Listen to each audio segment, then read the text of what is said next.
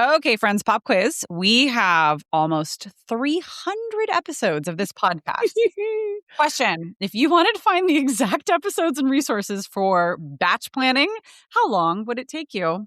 Oh my God, too long. And that is exactly why we are building the Brave New Teaching University.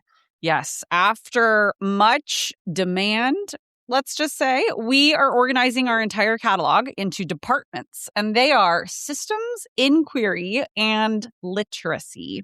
And it is going to be a complete curriculum for your teaching career.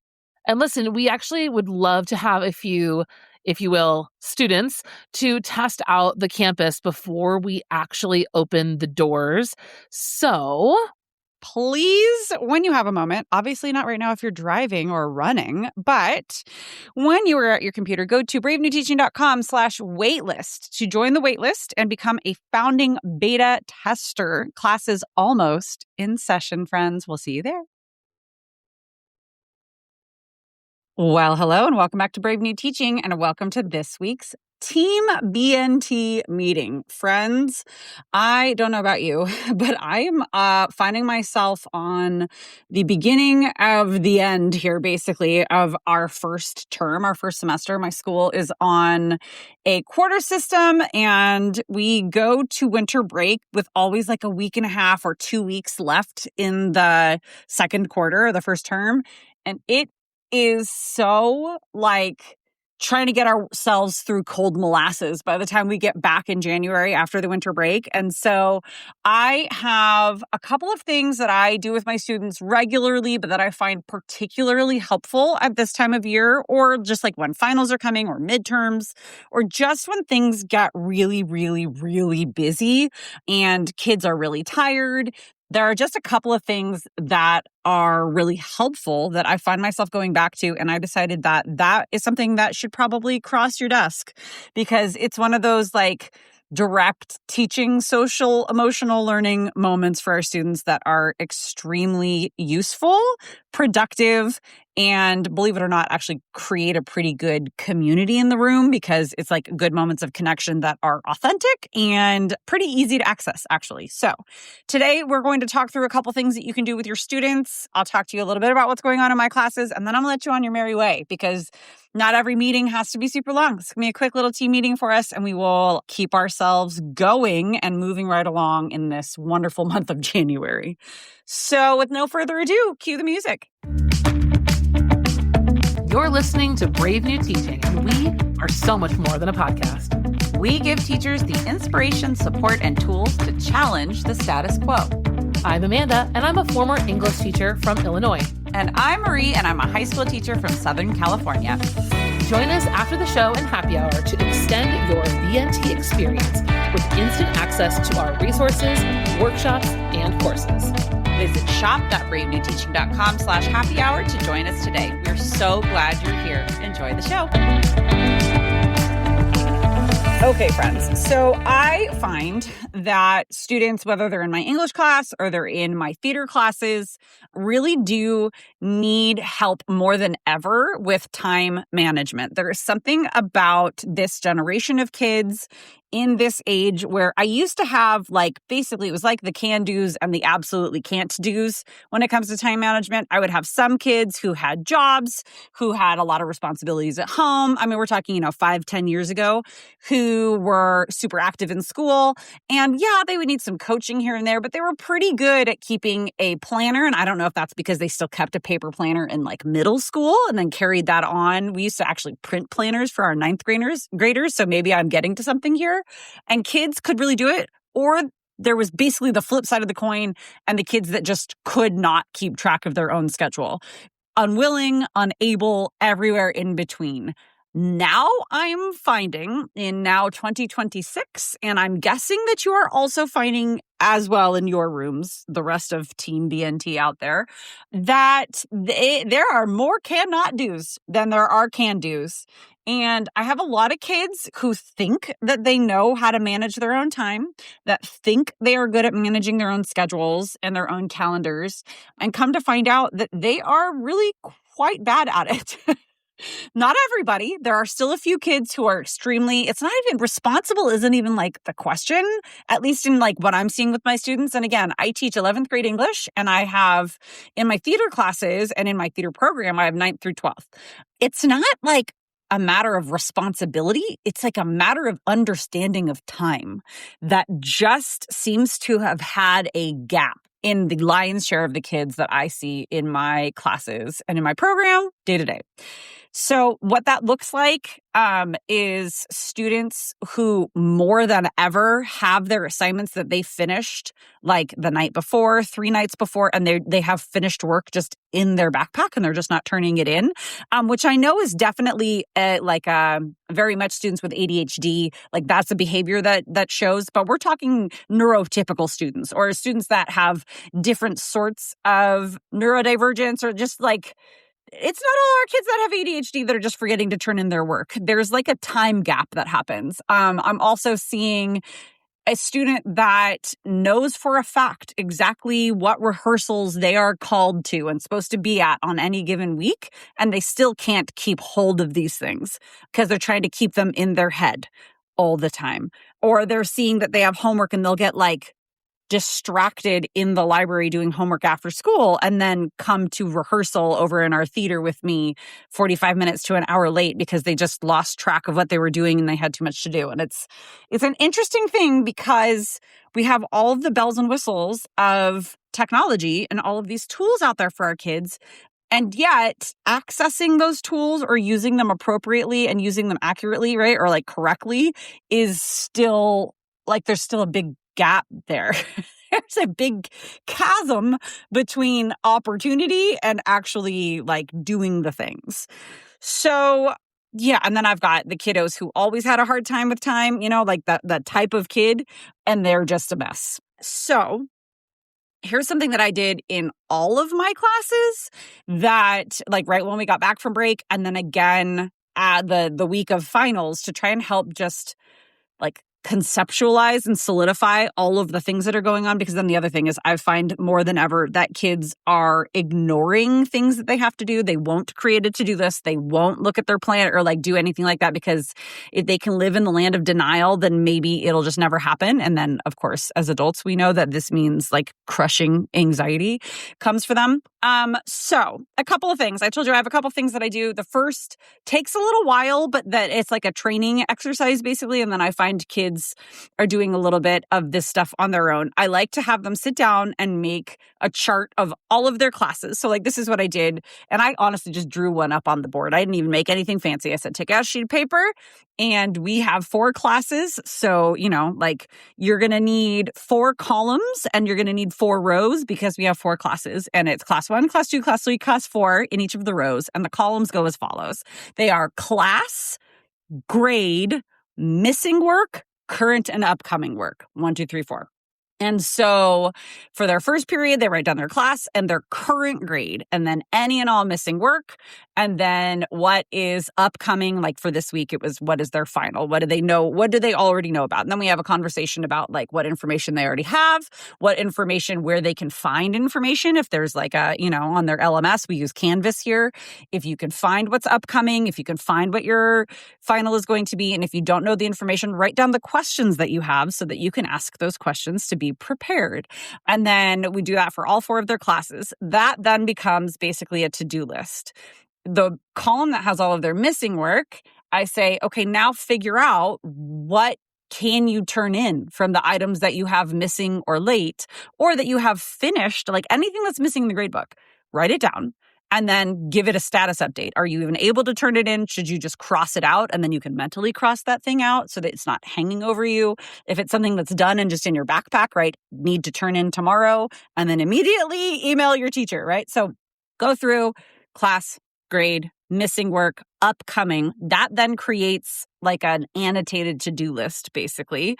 And then what I had them do was literally just flip the paper over and write columns Monday, Tuesday, Wednesday, Thursday, Friday, so that this upcoming week, we've got, let's say our finals were on Thursday and Friday. Okay. So as we're doing finals on Thursday and Friday, they've got 2 classes Thursday, 2 classes Friday. Write down every work shift you have this week, every sports practice, when you have to watch your younger siblings, when you've got rehearsal, like write down when you're going to be in class, when you've got lunch, when you have club meetings, when you have all of these things, like write down all of the things in your life that you know for a fact are happening on Monday through Friday. And then that's all we got to look at is just the next 5 days because we did this on a Monday. Now add in all of the things that are upcoming. Like, you know, you're going to have a test on Friday. So, you know, on Thursday, you're going to want to study for that. Is it going to be able to be something that you're going to get done all in one fell swoop? And I'm going around and I'm like coaching kids, whatever. This probably took one of my classes, my beginning drama class, that's incredibly squirrely. This took like 20 minutes, but it was 20 minutes very well spent. My English class, it took about 15 minutes. Again, 15 minutes, very well spent, where we just sat down and I was like, you're going to take control of what you can take control of, and you're going to recognize what you can't control, and you're going to figure out the questions that you can and want to ask, which leads me to thing number 2, or like activity number 2. Once kids have this, at least like week at a glance, look ahead that we've made on a Monday or on a Tuesday or on a whatever, we just are looking at smaller amounts of time than this whole week. Let's look at, okay, Monday, what can you get done? Okay, Tuesday, you only have 3 hours and you're also going to need to eat dinner. What is feasible for you to get done? And it's just breaking it down for kids in a way that is very digestible and accessible. And one thing I do require with that is that it's on paper, and then they can take a picture of it if they want to. Putting things into their Google Calendar and putting things into a notes app and putting things into digital places, it really does get lost. Like, it just gets lost in the digital shuffle. So that's just like my little pro tip for you. But if you have a kid that insists on doing it digitally, obviously let them. Once you have the to-do list made, once you have the schedule made, the next thing that I like to lead the kids through, and I help them write it, is emails to their teachers if they have questions, if they have something they just need to clarify or whatever. The second thing that I have found really helps, and it's like a direct instruction for social emotional learning, is how to email somebody who is in authority over you. Like, how to email your counselor with a question about next term's classes, or like needing a class switch. And I legitimately will write for students up on the board sentence frames that they can copy and paste. I'll like put them in our Canvas or whatever that they can copy and paste. And it's, Dear XYZ, I am writing you because I have a quick question. Here is my question. Is this something that we could email about, or would you rather I set up a time to meet with you? ? And then they can like copy and paste and go through those things. And we talk about, well, how well do you know your counselor? Or like, is this a teacher that you have emailed before? If you haven't, then maybe we need to provide a little bit more context. It's that like real in the moment. And I know what I'm saying is nothing new to any of us. But for my kids in my classroom, I am finding that the more that I talk about, well, just email your teacher, they go, oh, that's so scary. And I think I talked about that a couple weeks ago in one of our team meetings. Like, oh, that's so scary. No, it's not scary. You are anxious because it's fear of the unknown. It's not like scary, like, boo, here comes the serial killer scary. It's more like scary, I don't know how somebody's going to receive that. So if an adult who they know is a grown-up and knows what they know what they're talking about, can give them examples and like actual sentence frames to send an email, or, okay, if you're going to go up and talk in person, here's how you should start it. Okay, let's rehearse a little bit. It's incredible what a little bit of rehearsal or a little bit of copy and paste with some sentence frames in an email will do for a student's overall anxiety and well-being, especially when it comes to their grades and their classes and that sort of stuff. This has nothing to do with our content, I know. However, I will say that the collective deep breath that happened after I had students create their like upcoming, this is like week at a glance basically, was notable in all of my classes. And like between an American Lit class, a beginning drama class, and an advanced theater class, which is all 3 of my different courses that I'm teaching, the community feeling is very different in each of those spaces, but you could still feel the collective sigh and kids were then talking to each other like, oh, you've got calc? I also have calc. We should study together. It was just this amazing, like, organic creating of community that, I mean, I can play all the games, I can do all the activities in the world that I want, but like until they're connecting over real life, it is to a certain extent kind of false, or not false, but it's just a little, what do I want to say? Plastic almost. But that real organic community is something that it's difficult to create, but like those real moments of connection, even when they're like, yeah, let's go together to our chem teacher and ask if we can please work on this, late lab and then turn it in together. Like that safety in numbers situation seemed to be really good for my students. Not everybody. Some kids, word to the wise, some kids did not enjoy this activity and actually like, I think I'm having a panic attack. And I said, no, I think you're coming like coming to Jesus, so to speak, to be frank, I'm not making light of panic attacks, but I had a child that told me, I think I'm having a panic attack. And I said, I don't know that you are. Why don't you go take a lap and see if you feel better? The kid came back and goes, okay, fine. I'm not having a panic attack. I just really don't want to look at my grades. And I was like, thank you for being honest. And then we sat down and we looked at their grades together, and they were not great, but they were salvageable. And then it was this moment of like relief that washed over the kid. So anyways, let me know how this goes with your students. I always like to hear how things go. And honestly, like I said, I didn't make anything fancy. I just drew it on the board and then said to kids, like, just make this on your paper and make it make sense for your brain. And it helped like 95% of my kids, because 95% of them took it seriously. And that other 5% have obviously got bigger fish to fry than making a to-do list and calendar in my class.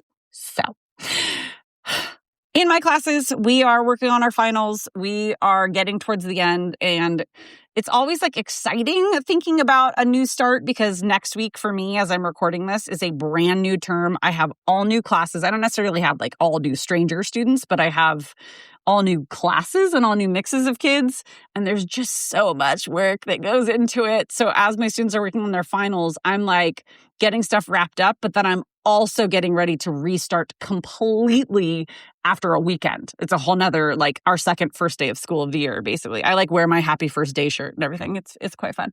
So it's just a lot. I also did make, and this is just like a little, pro tip. I did make a Costco order for delivery, because there's no way I'm going to make it to Costco anytime soon and keep my sanity, or what's left of it, of various snacks that are as healthy as I could get, but then also like a multiple pound bag of Hershey Kisses, because I am a red-blooded human being, and some hermetically sealed, like sealed tubs to keep them in my classroom so that rats and ants don't get to them. That's just your pro tip. Like, you should definitely start the beginning of a term, because I feel like it's the new semester for most people, with fresh snacks. So if you haven't already done that, that's your takeaway. I put that on your to-do list, and then create yourself a little calendar. And at the top, it's order snacks from Costco.com so that they deliver to your house and you don't have to go anywhere. All right, friends. Have a wonderful week. I told you this would be a quicker one. It's a quick little team meeting. If there are things that come up that you're like, I feel like the rest of Team Brave New Teaching needs to know about this, send them our way. Like, send them to us on Instagram, over email. We are in the throes of doing a major overhaul of all of the things that we have created with Brave New Teaching. Some of you have already felt a little bit of our growing pains, so I apologize. And I also do thank you for your patience, because we're taking everything we've ever created in Brave New Teaching and creating Brave New Teaching University. The entry level is going to be completely free, and it's going to take all of our free content and organize it in a way that is more accessible and applicable to real life teachers in 2026 and beyond. And I'm so excited for you all to see it, because I just think it's going to simplify, even like longtime listeners. It is going to make you go, oh, right. It's taking that, I always say it's hard to see the forest through the trees. We are making it so you can see the forest through the trees. And it's going to be amazing and very user-friendly. And we just have to get there, So wish me luck with grading all of my finals. Wish me luck with the beginning of next term. If you are in the same thing that I'm in, good luck to you. Let me know what your Costco order is. The other thing that is like treat-like that I got was the big tub of biscotti because I can't stop eating them. Yeah, that and Hershey Kisses, and then like trail mix because I had to be quote unquote healthy. Yeah. All right, friends. Have a wonderful week at school, and I will see you next time. Bye. Thanks again for listening to Brave New Teaching. We'd love to keep the conversation going over on Instagram. And while you're there, check out the links in our bio for the most up-to-date events going on in Happy Hour and the Brave New Teaching community. Thanks for being here, and have a great week at school.